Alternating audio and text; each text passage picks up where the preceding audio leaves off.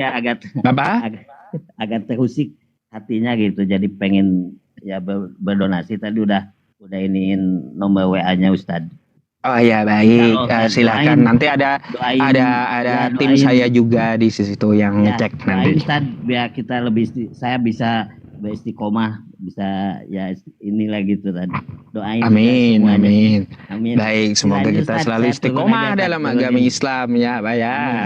Amin ya Allah Oke, ya Rabbal alamin. Ya, amin ya Allah. baik. Cuman jazakallah, Pak. Saya izin turunkan dulu untuk menggantikan dengan kawan Amin. kita yang Ya, ya, Kristen yang mau mangga-mangga. diskusi ya. Alhamdulillah. Baik. Ya, alhamdulillah, alhamdulillah, mangga-mangga, nuhun. Baik. Assalamualaikum warahmatullahi wabarakatuh. Waalaikumsalam warahmatullahi wabarakatuh. Baik teman-teman, Bapak Ibu semuanya, ya teman-teman yang belum saya balas WhatsApp-nya nanti mungkin saya balas habis ini ya, habis live streaming. Terus juga saya berterima kasih kepada Bapak Ibu semuanya yang sudah WhatsApp dan saya izin menyimpan nomor Anda. Jika Anda untuk orang tua tolong di ini ya, tolong dituliskan nama orang tua beserta BIN-nya ya. Tolong BIN-nya gitu, tolong ditulis BIN-nya karena untuk para donatur itu kita ada doa bersama ya, jadi seperti itu. Jadi saya catat satu persatu, nanti kalau Anda untuk orang tua Anda tolong ditulis dengan BIN-nya begitu ya.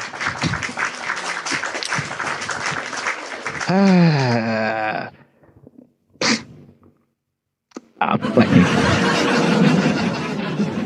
Nah, ini si Anu kedua ini. Aduh.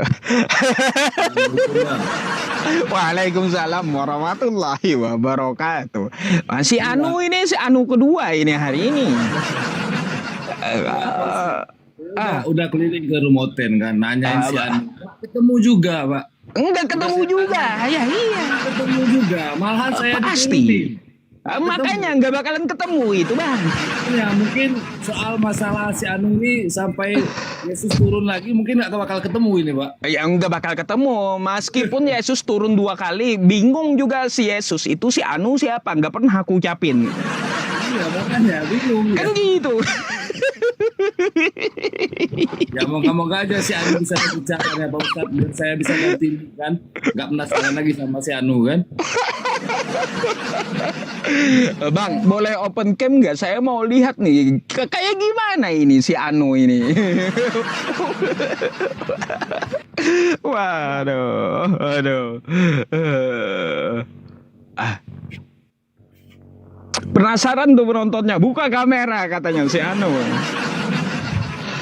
Aduh. Mana abangnya ini? Wah, hilang suaranya. Wah, gimana bang? Gimana? Askes diperlakukan untuk live di studio sebagai tamu bang, nggak bisa bang, udah saya pencet bang. Oh iya, dia nggak bisa open cam teman-teman, belum cukup pengikutnya. Belum cukup pengikutnya, belum cukup. Ya udah kalau gitu bang, saya izin gantikan abang dulu dengan si Anu bang, selanjutnya bang, gitu ya. Oke bang. Assalamualaikum. Iya.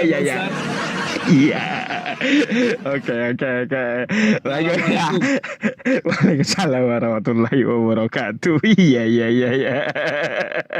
Aduh, saya turunkan dulu beliau ya. Astagfirullah. Itu teman-teman ini aduh pada nggak jelas semua jadi gara-gara si Anu. Astagfirullah. Ini yang mana sih yang Kristen? Cobalah. Coba ini si Naga tadi mau open cam dia. Iya. Syukran jazakallah. Halo bang. Iya, halo, selamat malam. Halo, selamat malam. Malam bang. Tadi open cam, silakan open camnya dulu.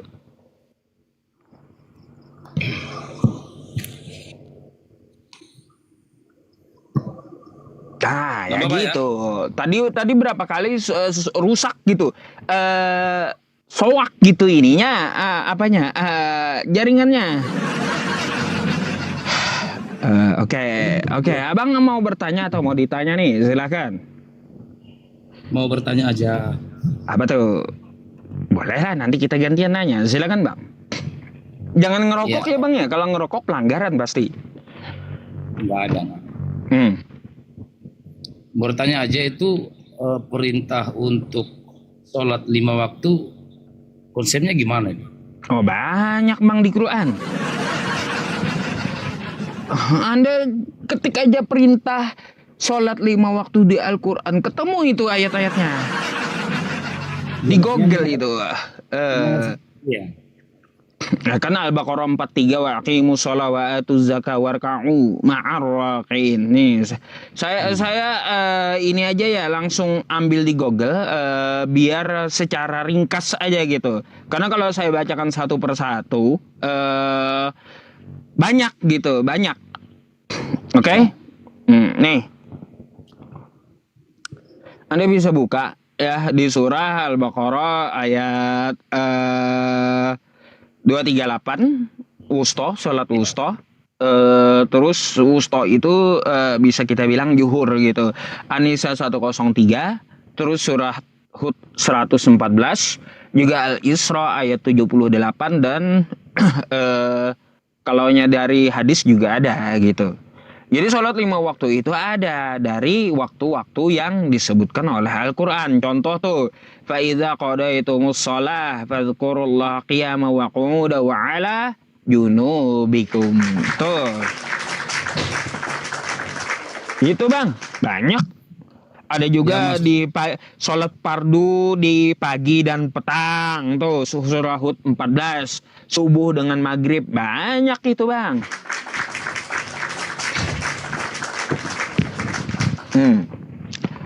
Gitu, kalaunya Anda cari perintahnya di Al-Quran ada. Bahkan kalau secara rampungnya itu ada juga di Al-Baqarah 43. Ya, wa aqimus shalah wa atuz zakah warka'u ma'ar raqi'in gitu. Memang 5 kali dia ya? 5 kali, memang 5 kali. Bukan 50 kali. Tapi saya boleh nanya satu hal gak? Apa itu? Di mana perintah Yesus buat jingkrak-jingkrak joget di gereja itu. Perintah ke gereja itu dari Yesus mana gitu loh. Jingkrak-jingkrak joget-joget nyanyi-nyanyi itu. Adakah di kitab Anda? Tapi kan bukan semua gereja jingkrak-jingkrak. Ya udah, kita cari aja perintah Yesus ke gereja. Itu aja. Perintah Yesus ke gereja itu bukan ke gerejanya, tapi perintah untuk memuji Dia di pada hari Minggu, hari peristirahatannya. Di mana itu? Hari Minggu. Di mana perintahnya hari Minggu? Masa Yesus berkata ke gerejalah hari Minggu? Aneh Bang. Waktu Yesus diutus aja belum ada gereja Bang. Di mana gimana ceritanya dia memerintahkan ke gerejalah hari Minggu? Kacau. Maksudnya gini, kalau di Alkitab, sebentar saya cari ya.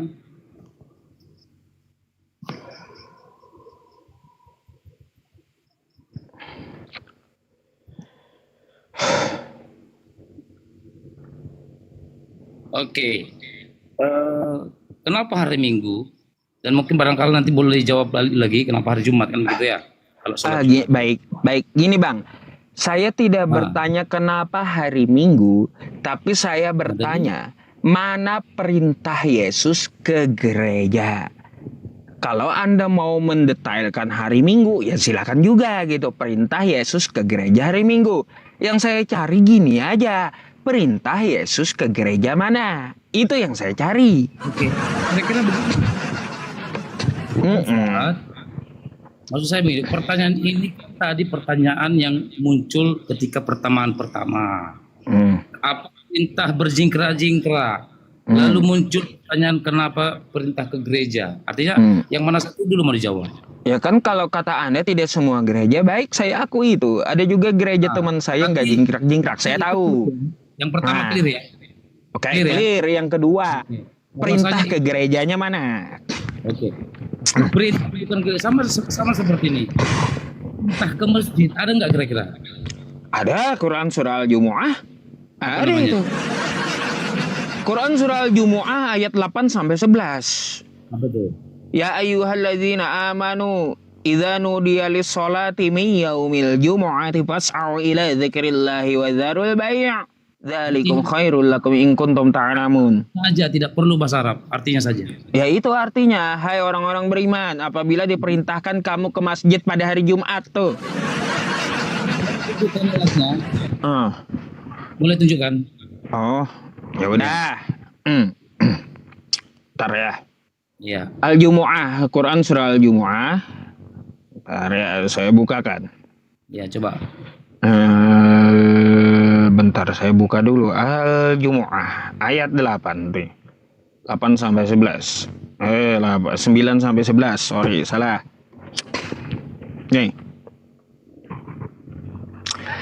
Nih, hai orang-orang beriman, apabila disuruh untuk menunaikan sholat pada hari Jumat, maka bersegeralah kamu mengingat Allah dan tinggalkan jual beli. Yang demikian itu lebih baik jika kamu mengetahui hari Jumat spesifik, gitu ya.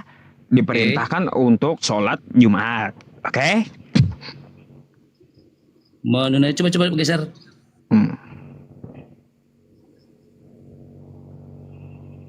Kata masjid di mana sih tuh? Waduh, nyari masjidnya. Baik, kalaunya masjidnya, Bang ya, itu perintah memakmurkan masjid. Beda lagi ayatnya. Kalau perintah ke masjid nih, bentar. Enggak perintah. Itu kan tadi perintah hari Jumat. Ke gereja gitu. Coba. Baik, saya bukakan dulu ya. Nih. Taubah 18 bentar ya teman-teman. Nih, sesungguhnya yang memakmurkan masjid Allah hanyalah orang-orang beriman yang kepada Allah dan hari kemudian serta tetap melaksanakan sholat. Tuh. Perintah mengatakan sholat di hari Jumat ke masjid. Astagfirullah, ini perintah ke masjid, ini perintah hari Jumat. Memangnya sholat di WC gitu? Iya. Udah tahu ini perintahnya hari Jumat untuk melaksanakan sholat ya di masjid. Memangnya sholat di WC, aneh-aneh aja. Kayak gitu aja nggak ngerti. Aduh, ini Jumat ya, tuh Jumat. Apabila telah ditunaikan sholat, maka bertebaranlah kamu di muka bumi dan carilah karunia. Nia pada hari Jumatnya untuk menunaikan sholat. Sholat ya di masjid. Perintah memakmurkan masjid ini ya. Jadi ada 2 ayat yang saya kasih gitu. Ngantuk abangnya rupanya. Nah, sekarang saya cari ya, di mana perintah Yesus untuk ke gereja hari Minggu? Silakan. Bentar ya Bang ya, bentar. Saya ambil air putih dulu ya sebentar. Silakan Anda cari dulu.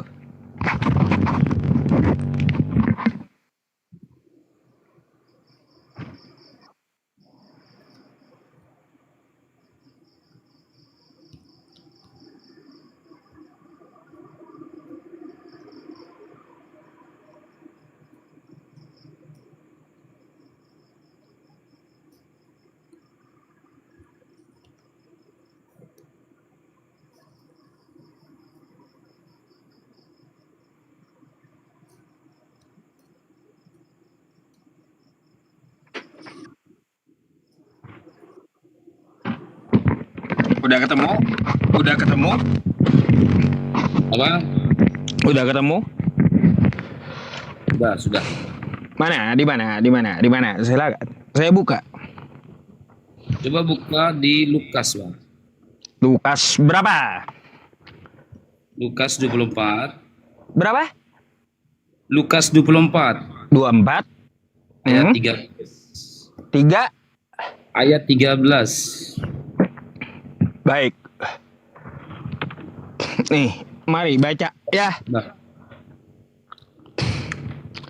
Pada hari itu juga 2 orang murid-murid Yesus pergi ke sebuah kampung bernama Emmaus yang terletak kira-kira 7 mil jauhnya dari Yerusalem. Mana? Yang saya cari itu Bang, perintah ke gereja hari Minggu oleh Yesus.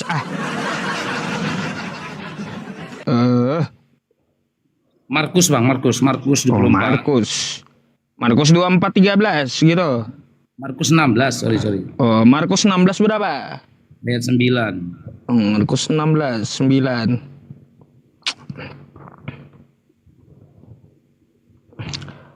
Setelah Yesus bangkit pagi-pagi pada hari pertama minggu itu, ia mula-mula menampakkan dirinya kepada Maria Magdalena. Daripadanya Yesus pernah mengusir 7 setan. Enggak nyambung, Bang. Yang saya cari, Bang, perintah Yesus ke gereja hari Minggu. Ke gereja, bukan usir setan hari Minggu. Aduh. Mungkin begini Pak Ustadz, mungkin saya lupa ayatnya di mana. Tapi yang pasti begini. Hari Minggu itu atau hari ketiga setelah kematian Yesus adalah sebuah hari yang menunjukkan ada sesuatu yang terjadi yang sangat fenomenal. Itu yang pertama. Yang kedua, bahwa hari Minggu atau hari ketiga itu adalah hari kebangkitan Yesus, adalah sebuah hari mengalahkan atau iblis. Itu makanya hari Minggu itu diagungkan sebagai hari untuk memuji dan memuliakannya. Kira-kira gitu Bang, kalau penjelasan secara pribadi. Namun di ayatnya kemarin saya sudah ada lihat, cuma saya lupa di ayat berapa gitu.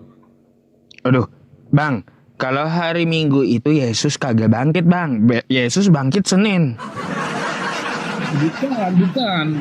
Nah, itu bangkitnya hari ketiga toh. Hari ketiga di hari setelah hari Jumat. Jumat, Sabtu, Minggu. Oh, Minggu gitu ya. Dari hari Jumatnya. Iyalah, Pak Ustadz bisa hitung nggak? Bukan Seninnya gitu ya.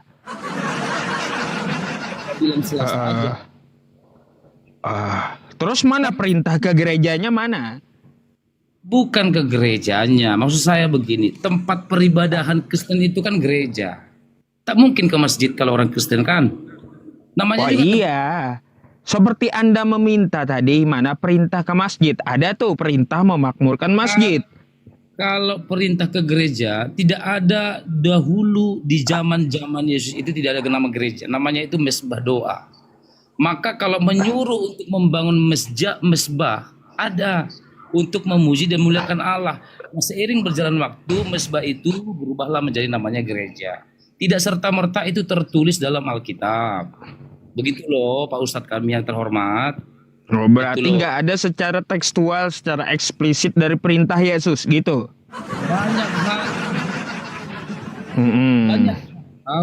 Banyak hal yang tidak harus tertuliskan, sama seperti tidak ada tulisan hitam, tidak ada tulisan 5 kali, tidak ada tulisan bahwasanya harus pergi ke Mekah cium-cium batu. Tidak ada harus seperti itu. Bahkan seperti tadi, seperti judul ini, misteri si Anu di Matius, bahwasanya artinya itu adalah nama seorang yang tidak perlu disebutkan. Banyak hal-hal tidak harus tertulis seperti yang kita pikirkan. Kalau tertulis, berarti Anda kamar mandi pun harus tertulis bahwa itu diperintahkan Tuhan. Anda kencing pun harus tertulis. Kita harus berpikir ke sana Pak Ustaz. Begitu loh. Baik, tapi kan Al-Quran itu lebih tipis toh. Lebih tebal Bible Anda. Kenapa perintah Yesus ke gereja aja nggak ada gitu? Al-Quran tipis, tapi hadisnya tebal, tafsirannya tebal. Kita salah satu aja, kitab selesai. Tidak ada yang lain. Jelas kita jelas. Bahwasanya tidak ada Alkitab lain selain Alkitab Kristen. Tidak ada hadis, tidak ada tafsiran yang sesuka hati membuat makna-makna. Kita jelas. Gitu. Lalu tulisan Paulus itu apa tuh? Itu kan seorang nabi. Itu kan iya. Kenapa Yesus sudah mengajarkan ditafsirkan pula oleh Paulus? Yang disampaikan Paulus itu kan ke Alkitab, bukan buku yang lain. Dalam Alkitab, Paulus tidak membuat kitab lain. Paham tidak? Di dalam Alkitab semua. Tidak ada hadis-hadis Alkitab, tidak ada. Tidak ada khusus buku tafsiran Paulus, satu buku, tidak. Wah, Anda bohong sama saya. Bentar. Bang ini apa nih Bang? Menyebar fitnah yang Bang, bentar. Ini tafsiran Alkitab Anda, ada SH, ada MHCC, lebih tebal dari Al-Quran Bang. Kalau dikumpul kitab Anda dengan seluruh tafsir ini, ya lebih tebal dari Al-Quran dan hadis gitu. Coba Anda buka tuh tafsiran Matius Alkitab Utle itu, tafsiran Alkitab Utle. Siapa yang bikin coba? Dengar dulu. Ya, gantian ngomong. Tafsiran itu hanya tafsiran pribadi saja dan tidak pernah disebarkan ke gereja. Saya juga bisa buat tafsiran pribadi. Ya artinya gini Bang, kalau masalah tafsiran itu ya, kalau kita gabung-gabung semuanya Al-Quran dan hadis lebih tebal Bible Anda, kitab Anda. Masa perintah Yesus ke gereja aja nggak ada melalui tafsiran pun? Aneh. Selalu berulang-ulang saya jelaskan, tidak ada secara eksplisit kamu harus ke gereja ini, gereja itu. Saya mau katakan, Yesus turun pun bukan agama Kristen. Jangan dulu menyuruh ke gereja. Jangankan menyuruh ke gereja. Yesus turun pun bukan agama Kristen. Ya, kita harus kembali lagi lebih dasar. Kalau kita berbicara lebih dasar, Yesus agama apa? Yesus Kristen bukan? Dia bukan Kristen, dia meneruskan kitab para nabi. Oke. Kalau dia bukan Kristen, dari mana kita tahu dia mengenal gereja? Tidak ada dikenal gereja saat dia masih berada di bumi. Gini Bang, kalau dia bukan Kristen, oke. Jadi tidak ada bahasa memerintahkan ke gereja, tapi memerintahkan untuk membangun mesbah doa, untuk memuji dan memuliakan Allah, itu ada. Nah, masuk ke ke berbagai negara, termasuk Indonesia, maka mesbah itu beralih namanya. Di negara kita ini pun ditentukan tempat ibadah Kristen adalah gereja, tempat ibadah Islam masjid, pura, ini dan segala macam. Itu hanya simbol bangunan. Gitu loh Ustaz. Jadi kita dasar lagi. Baik, saya tanggapi dulu Bang ya. Kalau Yesus tidak pernah memerintahkan ke gereja, ngapain Anda ke gereja? Oke, bentar dulu, nanti Anda tanggapi. Kalau Yesus tidak pernah bawa Kristen, ngapain Anda jadi Kristen? Kalau Yesus kagak pernah memerintahkan ke gereja, ngapain Anda ke gereja? Kalau Yesus perintahkan mesbah seperti sinagog Yahudi, dia ke bait Allah mengajar di hari Sabat, ya. Itu Anda bangun sinagog, bukan bangun yang ada salibnya seperti sekarang, bukan. Nggak nyambung jadinya. Gitu. Kalau Anda percaya dengan Yesus, sebagaimana di 1 Yohanes 2 nomor 6, Anda hidup seperti Yesus. Kalau Yesus kagak ke gereja, ya ngapain Anda ke gereja? Kalau Anda Yesus bukan Kristen, ngapain Anda jadi Kristen? Mikir dong, gitu. Bisa saya jawab? Silakan. Pertama saya mau katakan begini. Jangan mengatakan Yesus tidak pernah memerintahkan gereja. Tetapi kalau kita balik kepada sejarah, ada kata gereja mula-mula. Nah, gereja mula-mula ini berdiri di saat Yesus sudah bangkit dan naik ke surga. Ya. Jadi istilah gereja ini sudah muncul setelah Yesus tidak di dunia ini lagi.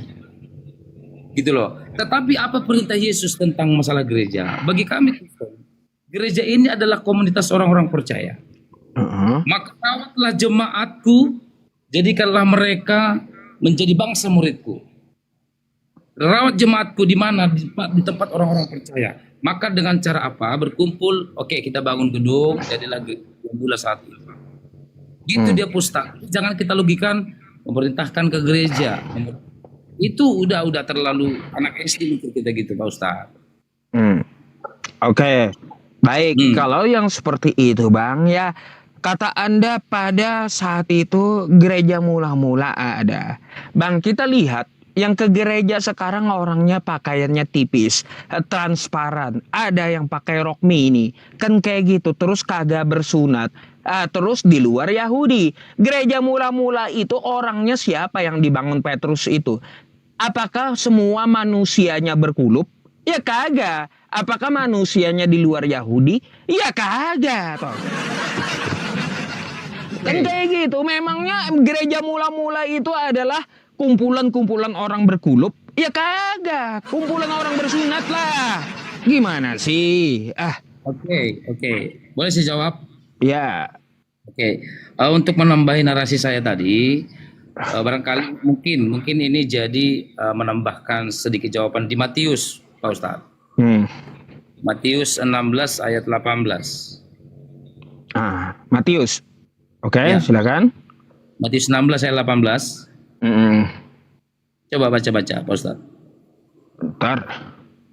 Dan aku berkata kepada engkau adalah Petrus. Nah, kan Petrus. Di atas batu karang ini aku akan mendirikan jemaatku dan alam maut tidak akan menguasainya. Oke? Ya. Jadi secara eksplisit ada di sana, aku akan mendirikan jemaatku. Tentulah berarti akan mengumpulkan orang-orang yang percaya kepadanya, lalu berkumpul dan memuji dan memuliakannya. Itu yang pertama. Ya. Nah, setelah zaman berkembang, manusia semakin banyak, maka berkembang pula lah segala istilah-istilah. Ada namanya gereja, ada ini, ada gedung, ada segala macam. Gitu. Jadi secara langsung, dan satu kata gereja di Alkitab pun tidak ada. Mau dicari sampai mati kata gereja di sana. Jadi tidak perlu kita membahas yang ada di dalam Alkitab. Lalu penjelasannya batu karang berubah jadi gereja itu kayak gimana toh? Kan di situ kan dia perintahin Petrus ya di atas batu karang, kok berubah jadi gereja? Sudah tahu gereja nggak ada di kitab Anda, di situ batu karang, kenapa jadi ruwet berubah gitu jadi gereja gitu loh? Barangkali begini, kalau di zaman dahulu secara yang pernah saya baca bahwa manusia belum banyak, terus tempat-tempat atau gedung-gedung belum banyak, maka yang namanya mendirikan jemaatku di sini di batu karang ini artinya di tempat yang sangat banyak tantangan. Barangkali begitu maksudnya Pak Ustadz. Di sini banyak tantangan, dirikanlah jemaatku di sini. Walaupun banyak tantangan, tapi tetaplah dirikan. Maka aku akan menyertaimu. Katanya kepada Petrus. Gitu dia Pak Ustadz. Bang, Yesus perintah kepada Petrus di atas batu karang itu. Petrus bangsa Yahudi dan murid Yesus. Kan gitu. Bangsa Yahudi sesuai dengan adat istiadatnya mereka bersunat. Jadi kumpulan jemaat pertama kali itu orang-orang yang sunat gitu bang. Lalu kenapa sekarang di gereja kumpulan orang yang berkulup gitu, terus rok mini transparan bajunya? Gitu. Kalau berbicara sunat, Muhammad pun tidak disunat. Ya, kalaunya Nabi Muhammad bersunat ada dalilnya. Min karomati Allah an ulitu makhtuten. Tidak. Ada, Nabi Muhammad bersunat ada. Coba nanti akan saya tunjukkan. Anda jelaskan dulu tentang kritik saya tadi. Silakan sambil saya carikan dalilnya. Oke. Kalau berbicara soal gaya ke gereja, soal fashion, bagi kami itu adalah bukan ajaran. Tetapi bagi kami itu bukan perkara utama. Ya, soal pakaian kami bukan perkara utama, tapi perkara utama bagi kami adalah bagaimana iman kami kepada Tuhan, bagaimana hati dan pikiran kami tidak berpoligami, bagaimana supaya kami tidak untuk mencari istri yang lain, dan bagaimana kami supaya tidak munafik ibadah di tengah-tengah jalan. Kalau soal pakaian bebas, tidak ada larangan. Gitu loh. Banyak juga di klub malam sana yang berpakaian sopan, berpakaian rapi, tapi hancur kan? Gitu. Itu datanya di mana gitu Pak?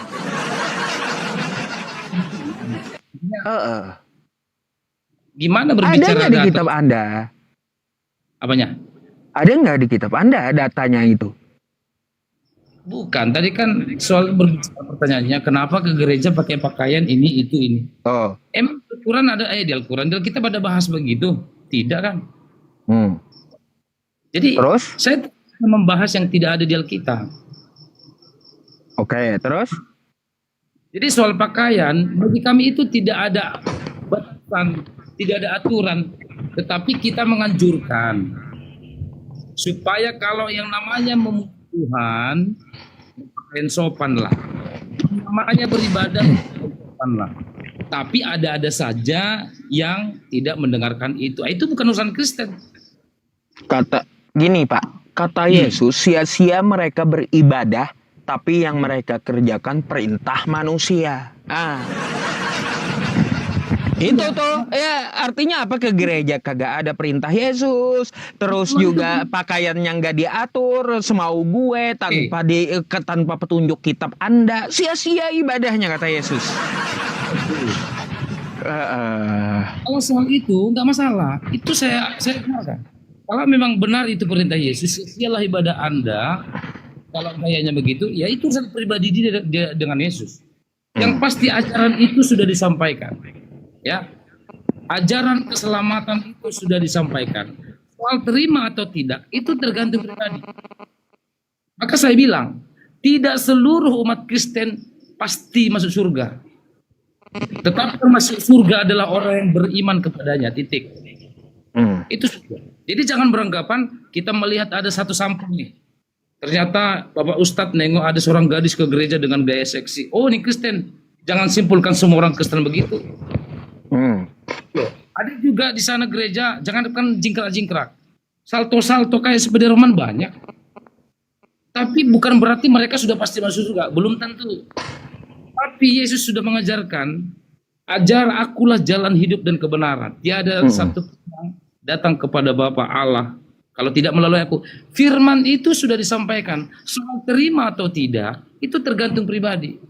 Soal gayanya beribadah, mau warna pink, warna ungu, warna hitam, itu tergantung dia. Selesai perkara. Kita tidak ribet. Jadi jangan saya nanti gara-gara teman saya berpakaian seksi, justru saya semakin berdosa. Kamu pakaianmu tak baik. Jadi saya menghakimi dong. Bagi kami tidak ada seperti itu. Bagi kami hanya percaya, lalu saya percaya Yesus. Kalau memang benar-benar saya percaya beriman kepada Yesus, tentulah saya seperti dia. Itu aja Ustaz. Baik, tanggapan saya tentang penjelasan Anda gini. Ya, pertama-tama ya, Anda perlu tahu, kata Anda tidak semua Kristen masuk surga. Ya memang tidak semua. Karena apa? Ya. Yesus tidak ada menjamin Kristen. Perlu tahu Anda gitu ya. Anda sudah bilang di zaman Yesus tidak ada Kristen dan Yesus tidak kenal Kristen dan gereja pun tidak ada. Maka dari itu dapat kita simpulkan tidak ada jaminan Yesus untuk Kristen, gitu Pak. Jangan Anda jilat lagi ludah yang sudah Anda muntahkan gitu. Yang kedua tentang masalah akulah jalan kebenaran dan hidup. Ya nanti ya. Akulah jalan kebenaran dan hidup. Itu kan ngomongnya sama Yahudi bukan Kristen toh. Gimana sih? Jadi nggak bisa kita beragama itu mengikuti kehendak dan otak kita sendiri atau semau gue gitu dalam beribadah. Mau kita kemanapun beribadah atau ke gereja tanpa perintah. Lah kalaunya tanpa perintah, kata Yesus, sia-sia ibadahnya. Kalau dia mengerjakan perintah manusia, sia-sia ibadahnya. Anda silakan buka Matius ya. Sia-sia gitu. Jadi begini dapat kita simpulkan, ibadah Kristen mengada-ada sekehendak sendiri sesuai perintah dari gerejanya, sesuai dengan perintah dari pendetanya, bukan dari perintah Yesus atau kitabnya. Jadi itu tanggapan saya. Yang mana nih saya mau tanggapi? Nah silakan, mau secara global silakan. Saya ringkas-ringkas aja nanggapi Anda. Tadi yang pertama pernyataannya apa itu? Saya lupa pula gara-gara terlalu banyak tanggapan. Yang pertama tadi soal tidak semua orang Kristen masuk surga ya. Oke, saya mau tanya dulu Pak Ustadz. Menurut Pak Ustadz, arti Kristen apa? Ini secara bahasa atau secara menurut saya? Secara bahasa. Secara bahasa, Kristos dari bahasa Yunani yang artinya katanya secara bahasa pengikut Yesus. Oke? Oke, tapi kalau secara menurut pribadi saya, Kristen adalah pembangkang Yesus. Gitu. Pertanyaan Pak Ustadz itu tidak berlaku bagi orang Kristen. Yang ya nggak apa-apa, kan ada dua tadi yang Anda katakan, secara bahasa atau secara menurut saya gitu. Kalau menurut saya pasti saya menjawab pembangkang Yesus gitu loh Pak. Silakan. Perkataan pertama itu lebih tepat. Kristen itu berasal dari kata Kristus, bahwa kita adalah pengikut Kristus. Kenapa kita pengikut Kristus? Karena ajaran yang itu adalah ajaran yang baik dan benar. Maka kita mengikut dia setelah sudah tidak di bumi ini lagi. Ya. Jadi jangan dikatakan pembangkang. Apa artinya pembangkang? Apa dalilnya? Kan gitu. Jangan Baik. sembarang membuat. Baik. Baik, saya tanggapi dulu boleh tentang masalah pembangkang. Ya. Yesus berkata, "Sembahlah Allah" di Lukas 4 nomor 8. Lalu Kristen nyembah siapa? Nyembah Yesusnya, Pak. Ya. Dari perintah itu aja, bentar dulu. Nanti Bapak silakan tanggapi gitu. Ada 4 poin yang mau saya sampaikan kepada Anda dulu. Sebentar ya. Kenapa saya bilang pembangkang Yesus? Yesus di Lukas 4 nomor 8 kata Yesus, "Sembahlah Allah." Yesusnya yang disembah Kristen. Itu yang pertama. Dibangkangnya Yesus. Yesus suruh sembah Allah, tapi Yesusnya yang disembah. Ini namanya pembangkang Yesus. Yang kedua, Yesus berpuasa 40 hari 40 malam. Jangankan puasa dalam setahun, Kristen kapan puasanya? Nggak kelihatan gitu. Nah, itu yang kedua. Ya, Yesus udah bilang ajarannya berpuasa 40 hari 40 malam. Tiba-tiba Kristen kagak puasa. Yang ketiga, Yesus sesuai adatnya, dia Yahudi bersunat di hari ke-8. Jangankan di hari ke-8, sampai mati Kristen berkulup, Pak. Gitu. Itu yang ketiga, ya. Terus yang keempat, Yesus selama dia diutus, ya, tidak pernah mencontohkan makan babi gitu, nggak pernah mencontohkan, ya. Tapi Kristen, ya, sampai ekornya babi habis gitu. Makanya saya bilang 4 hal ini aja udah dilanggar Kristen dari Yesus gitu, belum yang lain-lainnya. Belum tidak ada perintah Yesus ke gereja, tetap dibangkang Kristen ke gereja. Jadi seperti itu, kenapa saya sebut pembangkang dari hasil penjelasan saya tadi. Ya, jadi seperti itu, bukan tanpa alasan saya mengatakan hal itu. Jadi seperti itu, silakan.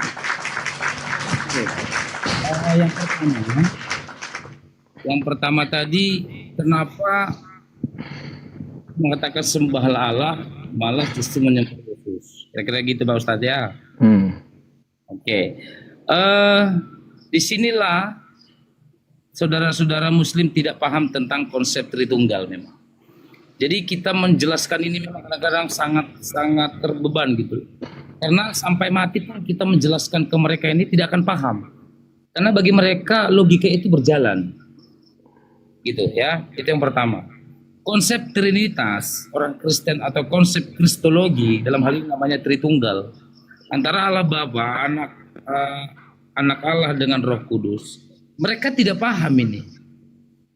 Maka ketika mereka bertanya selalu, Yesus siapa, Bapa siapa, Roh Kudus siapa?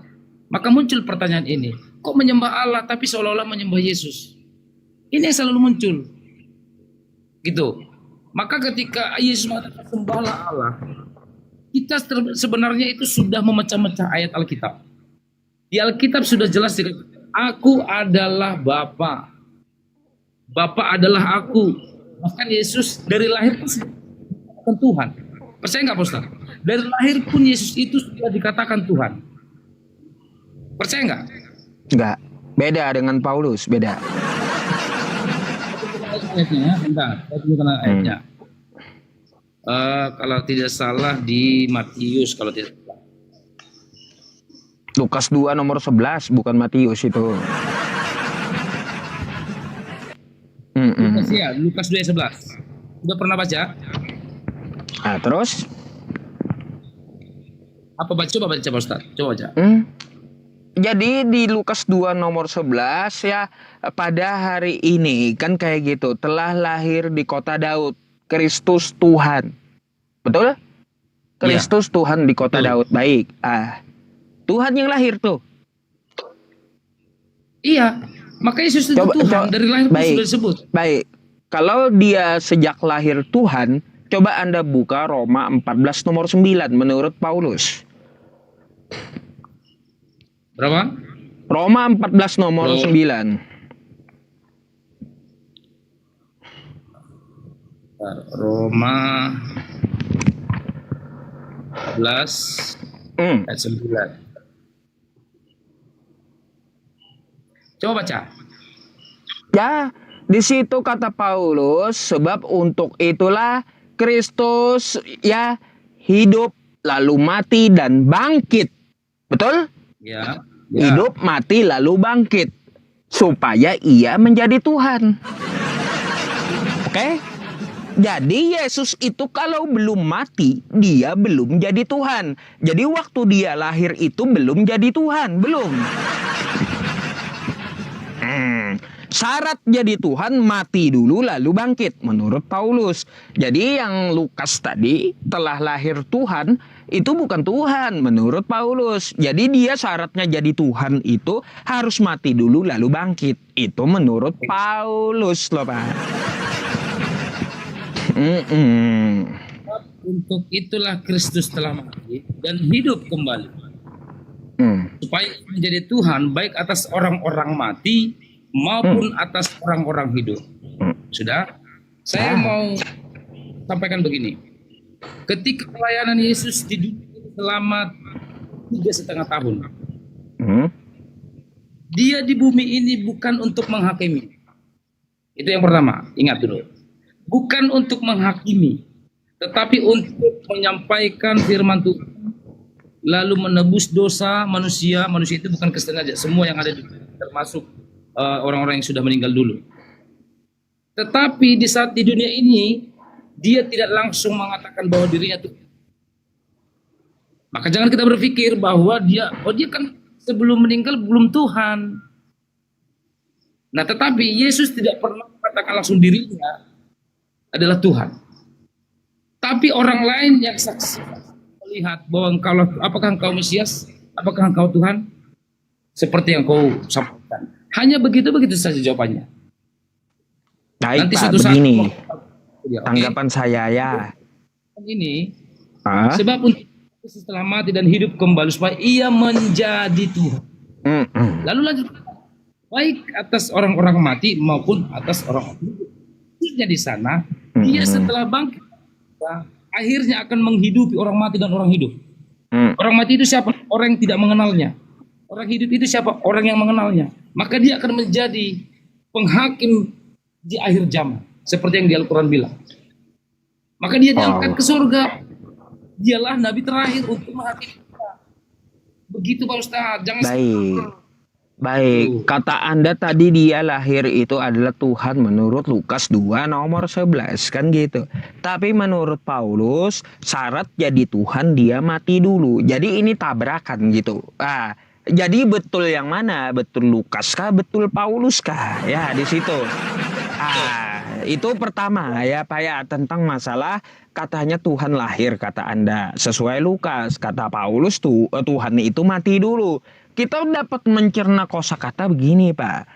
Yusuf kuliah supaya ia jadi sarjana. Kan kayak gitu. Yusuf kuliah supaya ia jadi sarjana. Artinya apa? Kata Paulus, Yesus mati dulu lalu bangkit supaya jadi Tuhan. Syaratnya mati dulu. Gitu, mati dulu baru jadi Tuhan. Jadi setelah lahir itu dia bukan Tuhan, belum jadi Tuhan. Ya, terus gini, ya berkaitan kata Anda menyinggung Al-Quran tadi. Katanya Nabi Isa seperti di Al-Quran menjadi hakim yang adil. Ya betul, menghakimi Kristen masalahnya. Karena Kristen yang menuhankan dia gitu. Nabi Muhammad menghakimi dia masih dalam kubur. Kenapa? Gimana ceritanya menghakimi dia masih di dalam kubur? Bukan Nabi Muhammad, Nabi Isa atau Yesus di Quran akan menghakimi Kristen. Gitu. Itu di Al-Quran. Jadi jangan salah. Kalau soal itu ajaran di Al-Quran ya itu terserah. Soalnya di kami. Okay. Jadi begini juga Pak. Jadi begini, kalau berkaitan Lukas 2 nomor 11 tadi saya rada-rada bingung dengan ayat itu dah. Anda yakin itu Tuhan yang lahir? Saya tambahin boleh? Boleh, silakan dulu. Coba lihat Yohanes 1 ayat 1. Ya, pada mulanya adalah firman bersama-sama dengan Allah. Firman itu adalah Allah, kan gitu. Pertama itu tulisan Yohanes. Oke. 10 ayat 9. Oke, belum, jangan ke Roma dulu, Pak. Yohanes dulu kita bahas. Ya, yang pertama Yohanes 1 pasal 1 itu adalah tulisan Yohanes. Terus yang kedua tidak ada mengarah ke Yesus. Yang ketiga, Yohanes berani menuliskan itu kapan dia lihat firman jadi manusia. Aneh-aneh aja. Ustaz, firman itu siapa? Firman itu telah menjadi manusia. Firman itu siapa? Firman itu adalah perkataan Tuhan untuk menciptakan semua makhluknya. Coba buka Matius 4 nomor 4. Semua manusia itu kata Yesus dari firman Tuhan. Oke. Maka firman jadi manusia itu adalah Tuhan. Itu maknanya adalah Yesus itu sendiri, Pak Ustaz. Nah, coba kalau Anda buka Matius 4 nomor 4, Bang. Ya, Matius 4 nomor 4, semua manusia itu hidup dari firman yang keluar dari mulut Allah. Kalau firman itu menjadi manusia, seluruh manusia, ya, kalau firman dianggap jadi manusia, lalu manusia itu dituhankan, maka seluruh manusia di muka bumi jadi Tuhan. Itu menurut Yesus. Semua manusia, kata Yesus, berasal dari firman yang keluar dari mulut Allah. Kalaunya dituhankan, saya jadi Tuhan, ente jadi Tuhan. Hari ini nyembah saya, besok nyembah ente, gitu Bang. Gimana sih itu Matius 4 nomor 4 itu? Apa? Matius 4 nomor 4 tuh. Matius. Bentar. Matius 4 ayat 4 ya. Matius 4 ayat 4. Beda ini. Tetapi Yesus menjawab, ada tertulis, manusia hidup bukan dari roti saja, tetapi dari setiap firman yang keluar dari mulut Allah. Jadi setiap manusia itu hidup ya dihidupkan oleh firman yang keluar dari mulut Allah. Setiap manusia, setiap firman.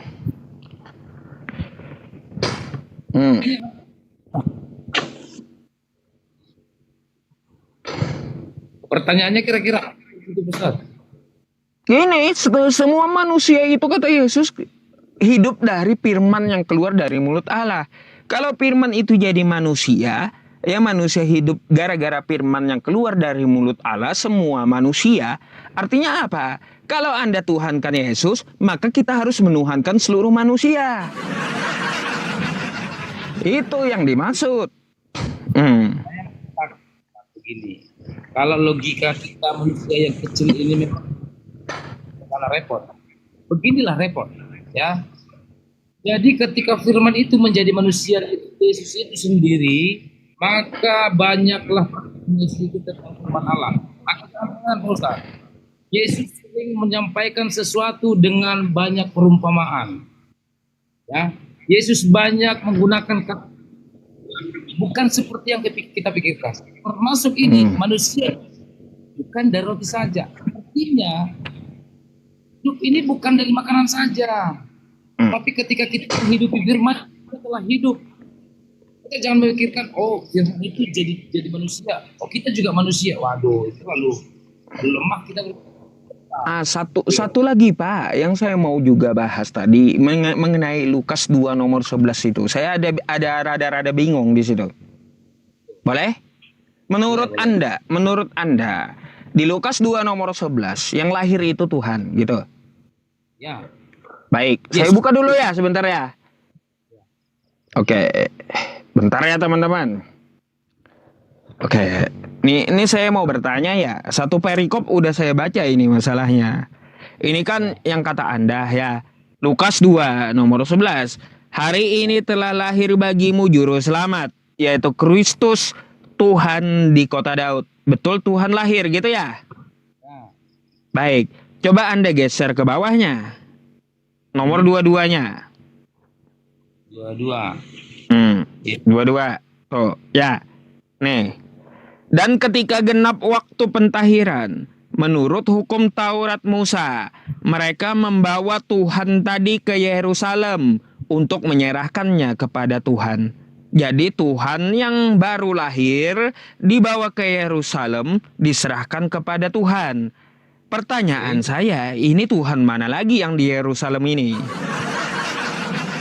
Kok ada dua Tuhannya, Tuhan yang baru lahir sama Tuhan yang menunggu di Yerusalem gitu.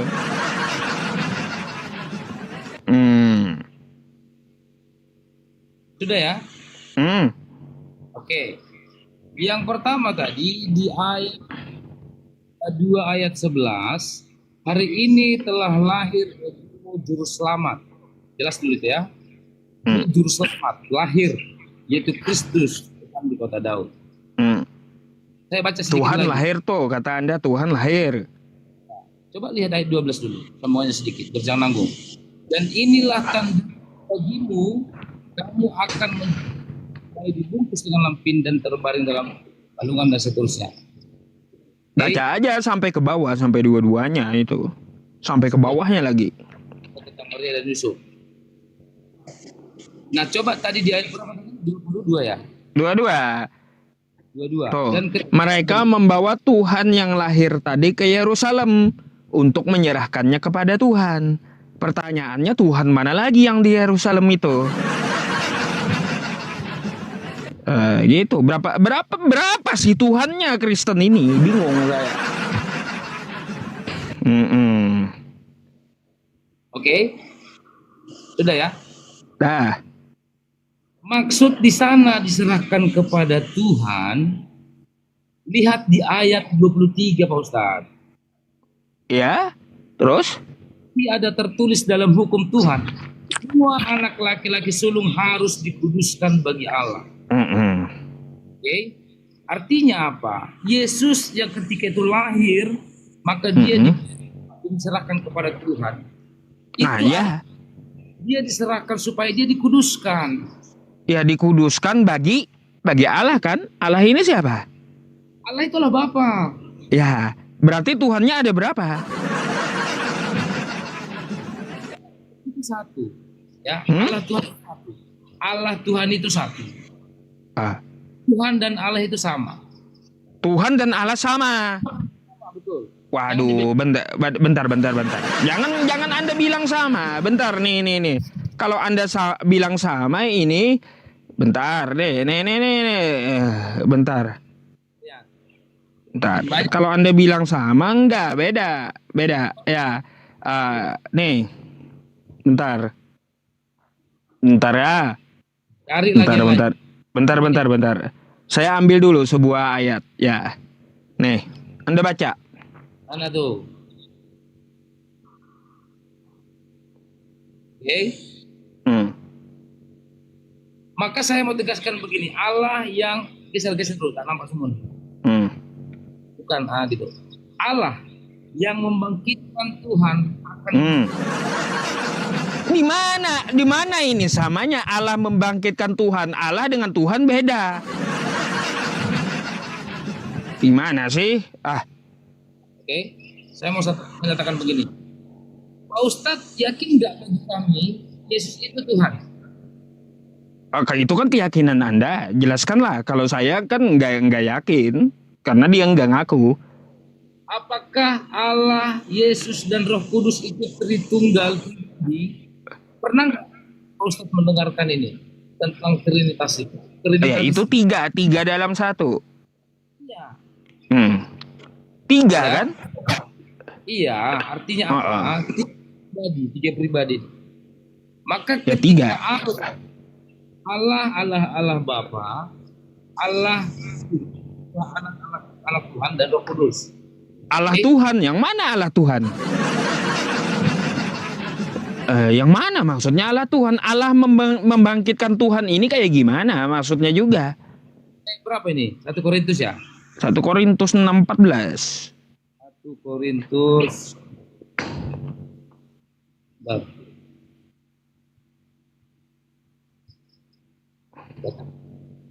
Ayat 14. 1 Korintus 6 ayat 14.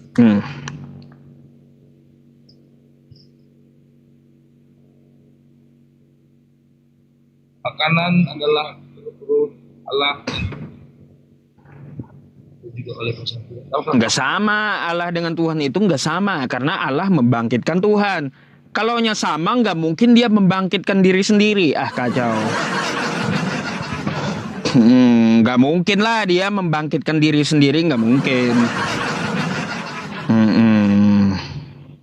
Ketawa sendiri ya bangnya ya. Allah lalu yang membangkitkan itu Tuhan, itu Yesus itu sendiri akan membangkitkan kita oleh kuasanya. Gitu loh. Artinya kita masuk ke substansinya nih. substansi tujuan ini apa? Akan membangkitkan kita juga oleh kuasanya. Maka kita akan bangkit nanti. Roh kita bangkit yang ke surga juga kalau kita mengimani Dia. Maknanya kesan itu tetaplah Tuhan yang akan membangkitkan kita juga, gitu maksudnya. Kalau kita masuk gitu. ke aduh, jangan Ustaz, orang-orang umum ini pun kadang-kadang juga maksudnya terlalu dalam gitu. Nggak ngerti saya maksudnya apa ini. Kan gitu. Tapi kata Paulus ini prank, Pak. Dusta ini. Coba Anda buka kelanjutannya 1 Korintus 15-nya nih. Nah. Bohong kata Paulus itu. Lebih daripada itu kami ternyata berdusta terhadap Allah. Bohong tadi. Ya. Gimana sih? Nih bohong kata Paulus yang tadi Allah membangkitkan Tuhan itu, bahwa Ia telah membangkitkan Kristus itu dusta kata Paulus. Gimana sih?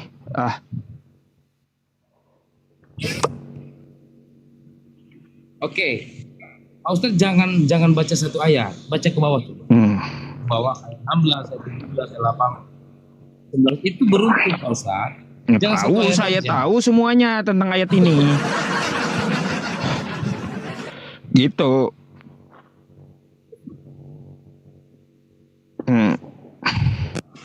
Ayat Pak Ustaz. Sebab jika orang benar mati tidak dibangkitkan, maka Kristus juga tidak akan dibangkitkan.